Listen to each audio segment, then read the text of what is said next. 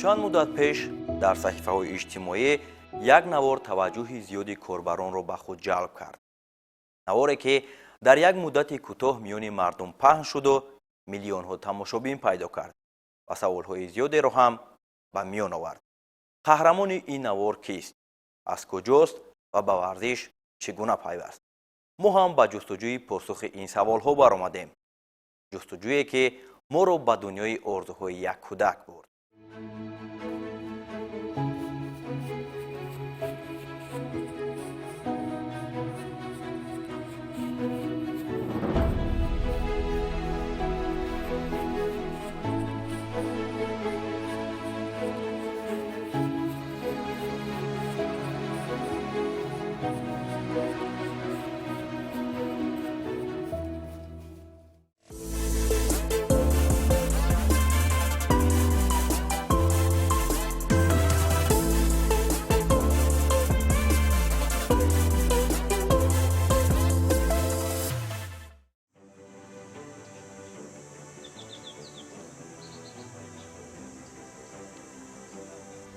орзуи паҳлавон шудан баъзан аз як муҳаббати кӯдакона ба майдони гӯштин оғоз мешавад, муҳаббате ки бо гузашти солҳо қувват гирифта ба ҳадафи бузург табдил меёбад.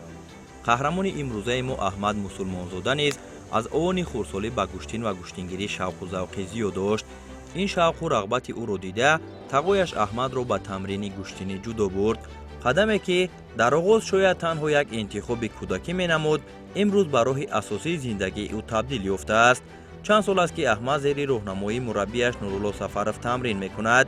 дар ин муддат ӯ на танҳо маҳорати варзишии худро такмил медиҳад, балки тадриҷан барои худ ҳадафи бузургтареро муайян кардааст, ки рӯзе дар майдонҳои бузурги байналмилалӣ баромад карда номи Тоҷикистонро баланд бардорад. ин орзу барои Аҳмад танҳо як хоҳиш нест, ин ҳадафест, ки барои расидан ба он ҳар рӯз бояд заҳмат кашид, омӯхт ва қадам ба қадам пеш рафт. завқи зиёд ва гӯштини ҷудо доштам. манро тағоям ва зал овард. назди маълими Сафаров Нурулло гузошт. ман 3 сол бошад ки ман дар зудо машқ мекунам. дар чандин мусобиқаҳо иштирок мекунам. Аҳмад аз хурдсолӣ шавқу завқи зиёд дошт дар варзиш. мо ҳамеро дида ба зудо Аҳмадро ба тамрин гузоштем. давоми 3 сол шуд ки Аҳмад дар ҳамин зудо машқ мекунад. дар ин 3 сол Аҳмад дар мусобиқаҳои Тоҷикистон, берун аз Тоҷикистон, Ӯзбекистон, Қазоқистон ҷои якумро ишғол кард. мо аз ӯ умеди зиёд дорем, дар ин роҳ дастгирӣ мекунем онро. ҳоло ки дар мактабҳо таътили тобистона аст, наврасони варзишгар вақти бештари худро ба машқу тамрин мебахшанд. барои Аҳмад низ ин фурсат танҳо вақти истироҳат нест. қисмати бегоҳии рӯз барои ӯ ва дударчааш Муҳаммадҷон ба тамринҳои варзишӣ бахшида мешавад. онҳо ҳар рӯз пеш аз ворид шудан ба машқҳои асосӣ сараввал ба омодагии ҷисмонӣ машғул мешаванд. давидан, машқҳои гуногуни ҷисмонӣ ва омодагии бадан ба онҳо имкон медиҳад, ки барои тамринҳои ҷиддитар омода бошанд.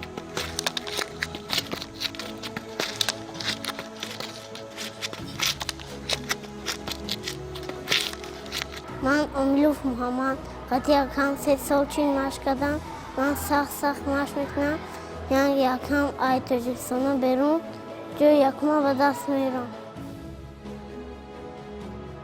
дар варзиш маҳорати хуб танҳо бо истеъдод ба даст намеояд. барои сайқал додани маҳорат ҳар як машқ, ҳар як ҳаракат ва ҳар як рӯзи заҳмат муҳим аст. Аҳмад ва Муҳаммадҷон низ бо ҳамин мақсад тамрин мекунанд, то қувваву маҳорати худро бештар сайқал дода дар роҳи интихоб кардаашон қадамҳои устувор гузоранд. зеро роҳи паҳлавонӣ аз меҳнати ҳаррӯза оғоз мешавад ва ҳар тамрини имрӯз метавонад заминаи як муваффақияти бузурги фардо бошад.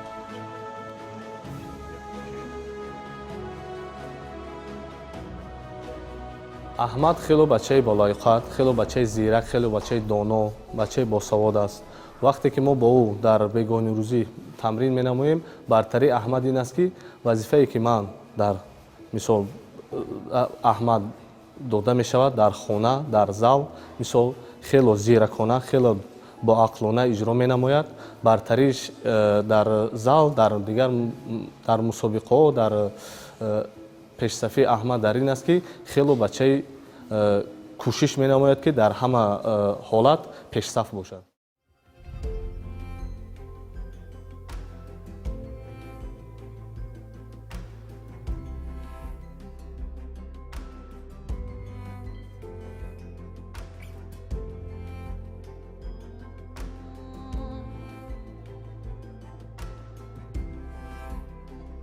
پس از انجام مشق‌های جسمانی احمد و دودارچش به قسم اساسی تمرین آمادگی می‌گیرند. برای آنها مرحله مهمترین روز حالا آغاز می‌شود. تمرین در تالار ورزشی.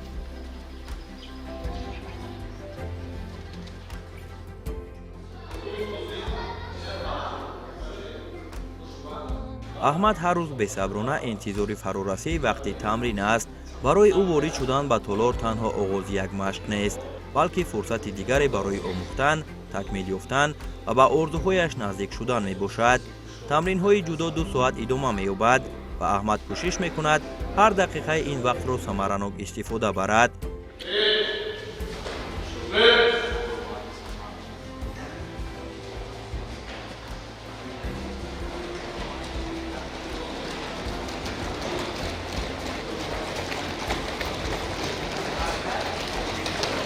هفته 5 روز نورسان به تالار آمده زیر راهنمایی مربی نورالله سفرов نازکی‌های این نوع ورزش را می‌آموزند.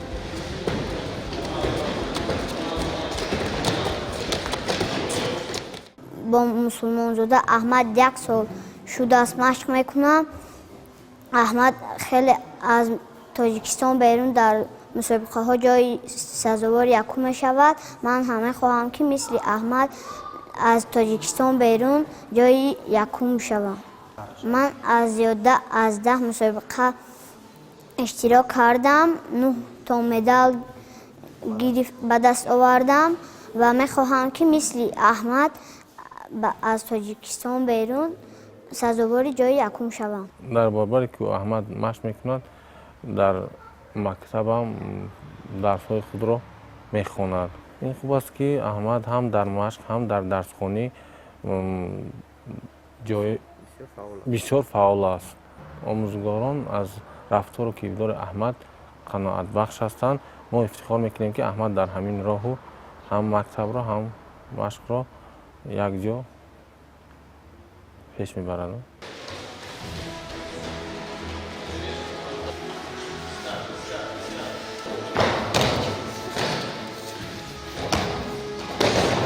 در جودو هر حرکت، تکنیکا و هر لحظه درست قبول قرار اهمیت خود را دارد. از این رو برای احمد آموزش هر یک نازوکی قدم دیگری در راه تکمیل مهارت ورزشی است. مربی باشد هر یک حرکت شاگردان را نظارت کرده، اشتباهایشان را اصلاح و تکنیک‌های نو را به آنها می‌آموزاند. همین طور هر روز تمرین برای احمد باز یک امکان نو برای قوی‌تر شدن و به هدف بزرگش نزدیکتر گشتن است.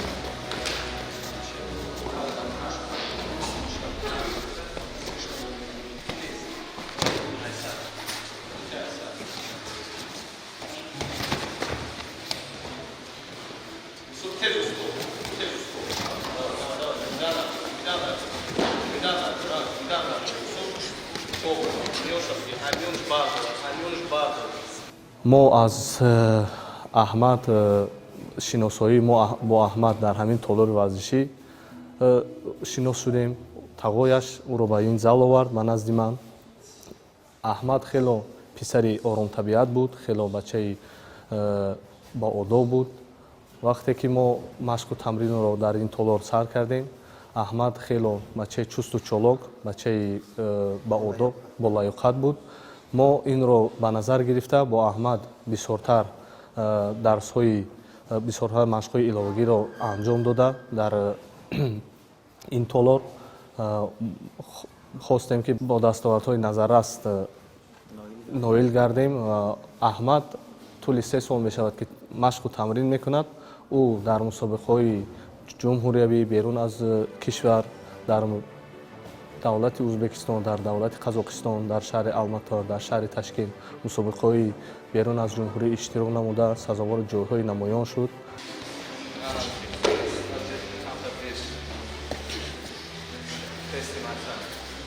мураббии аҳмад нуруллосафаров рӯзҳои аввали ба толори тамрин омадани шогирдашро хуб дар хотир дорад. ба гуфтаи ӯ аҳмад аз ҳамон рӯзҳои аввал бо чусту чулукӣ ва шавқу завқи хоси худ ба варзиш таваҷҷуҳи дигаргуна нишон медод. барои ҳар як навраси тоза ба майдони ҷудо қадам гузошта доштани чунин завқ ва хоҳиши омӯхтан метавонад оғози як роҳи муваффақият бошад. аҳмад бошад бо гузашти вақт маҳорати худро бештар сайқал дода миёни ҳамсолонаш ҷойгоҳи хос пайдо кардааст.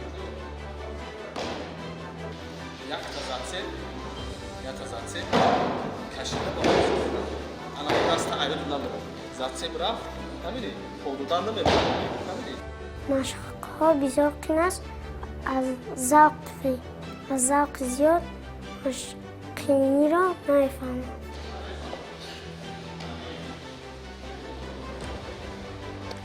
имрӯз мураббӣ ӯро ҳамчун яке аз наврасони фаъолу боистеъдоди гурӯҳ арзёбӣ мекунад. чусту чулукӣ, майли зиёд ба тамрин ва пеш аз ҳама муҳаббат ба гӯштина сифатҳое мебошанд ки аҳмадро аз бисёре аз ҳамсолонаш фарқ мекунанд. аммо барои расидан ба қуллаҳои баланд танҳо истеъдод кофӣ нест. ин истеъдод бояд бо меҳнат, интизом ва тамрини пайваста такмил ёбад ва аҳмад ҳоло ҳам маҳз ҳамин роҳро тай мекунад, роҳе ки метавонад ӯро ба натиҷаҳои боз ҳам беҳтар расонад.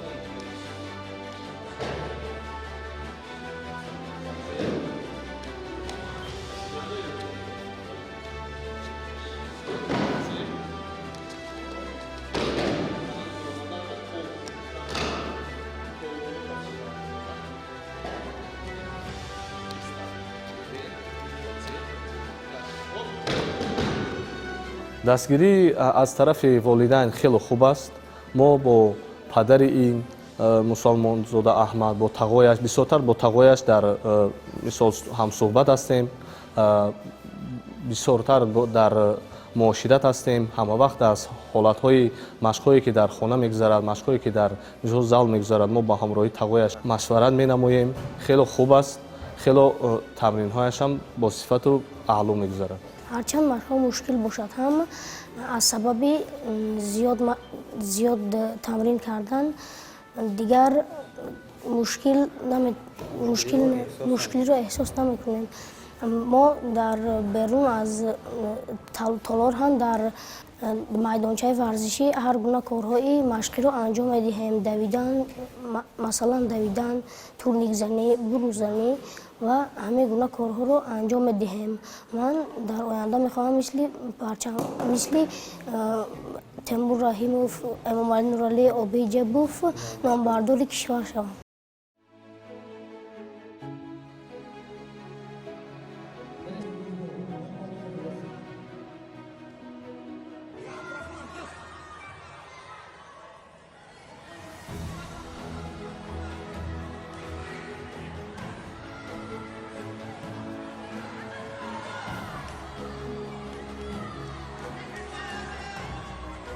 меҳнати пайвастаи аҳмад дар толори варзишӣ тадриҷан самараи худро нишон медиҳад.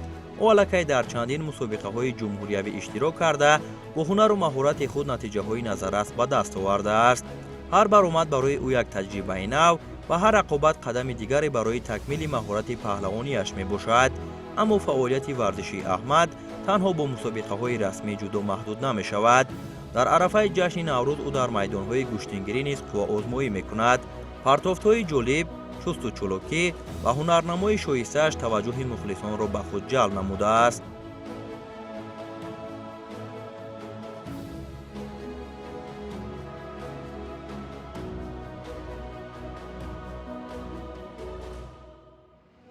дар мусобиқаи байналмилалӣ дар давлати Қазоқистон 5 рақиби худамро мағлуб кардаму дар вазни 23 кило сазовори медали тилла шудам. машқу тамрине ки дар ин зал мегузарад бисёр наврасон ҳастанд аз гирду атрофи ҳамин маҳаллаҳо. ҳадафи мо ин аст ки ҳамин писарбачаҳое ки дар ин толор машқу тамрин менамоянд аз беҳудагардӣ аз корҳои ношоям боз истода дар ҳамин намуди варзиш машғул шаванд ки даст ба ягон кори ношояму даст ба ягон беҳудагардӣ назананд. натиҷаҳои хуб ва истеъдоди намоёни ин наврас аҳлу оила ва мураббиашро водор намуд ки ӯро ба мусобиқаҳои сатҳи байналмилалӣ сафарбар намоянд. ҳамин тавр барои аҳмад имконият ба миён омад ки дар мусобиқаҳои байналмилалӣ дар кишварҳои ӯзбекистон ва қазоқистон иштирок намояд. барои як варзишгари наврас қадам гузоштан ба майдони байналмилалӣ худ як таҷрибаи муҳим аст. аммо аҳмад танҳо бо таҷриба барнагашт. ӯ дар ҳарду мусобиқа бо рақобатҳои ҷолиб ва маҳорати доштааш тавонист ки ҳамаи рақибонро шикаст дода сазовори медали тилло шавад.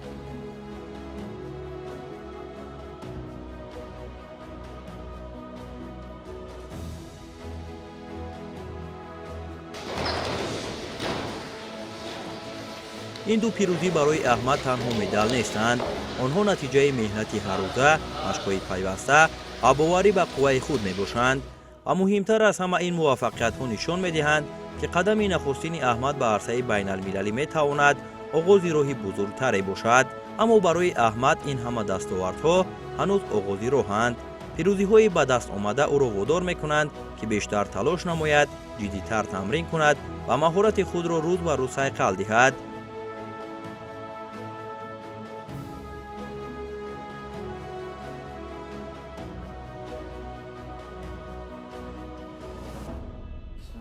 من در مسابقه ازبکستان